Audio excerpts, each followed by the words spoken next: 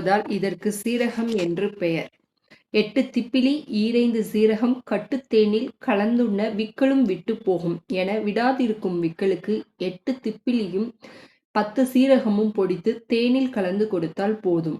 அடிக்கடி ஜீரணக் கோளாறு இருந்தால் இனி வீட்டில் சாதாரண தண்ணீருக்கு பதில் உணவருந்துகையில் இளஞ்சூட்டில் சீரகத் தண்ணீர் அருந்துங்கள்.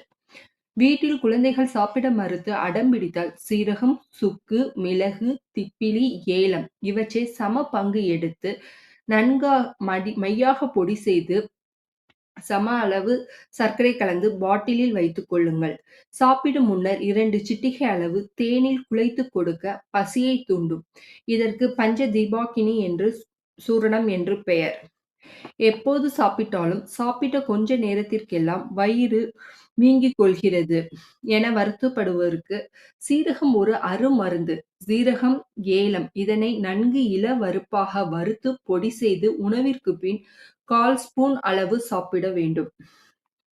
ஜீரக பொடியை வெண்ணெயில் குழைத்து சாப்பிட எரிச்சலுடன் கூடிய அல்சர் நோய் தீரும். சீரகத்தை கரும்புச் சாறிலும், எலுமிச்சைச் சாறிலும், இஞ்சிச் சாறிலும் ஒவ்வொன்றும் 3 நாளென சுட்டெரிக்கும்படி வர இருக்கும் வெயில் காலத்தில் வைத்து எடுத்து அந்த சாறு ஊறிய பொடியை நன்கு மிக்சியில் அரைத்து எடுத்து வைத்துக் கொள்ளுங்கள். அந்த சீரகச் சூரணம் பித்த தலைவலி எனும் மைக்ரேனுக்கு அருமையான மருந்து.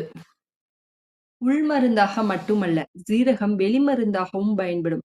சீரகத்தை நல்லெண்ணெயில் போட்டு காய்ச்சி எடுத்துக்கொண்டு வாரம் ஒரு முறை இரத்த கொதிப்பு நோயுள்ளோர், பித்த தலைவலி, கிறுகிறுப்பு உள்ளோர் தலைக்கு தேய்த்து குளிக்க நோய் கட்டுக்குள்.